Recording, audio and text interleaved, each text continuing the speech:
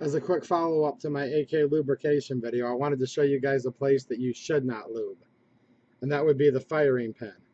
This here's your firing pin, and you do not want to lubricate this because it's supposed to be what's called free floating.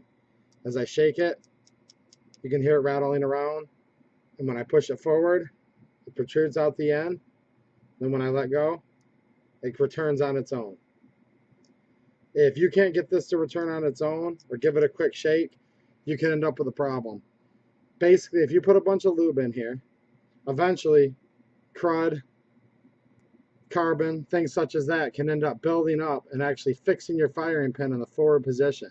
And what that can do is cause what's called a slam fire, meaning when the bolt comes home, cams into place, and rusts up against the primer, if this is not allowed to float back, it could make the round ignite without actually pulling the trigger, and you could end up with a full auto scenario, and that could be dangerous if you're not expecting it to be, or possibly even illegal. So just figured I'd tell you that. Do not put a bunch of lube down in the firing pin channel. That's just going to track stuff, and you want this to move freely.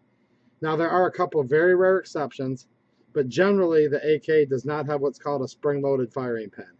The Polytech Legend does, and some of the very, very early AK milled variants do.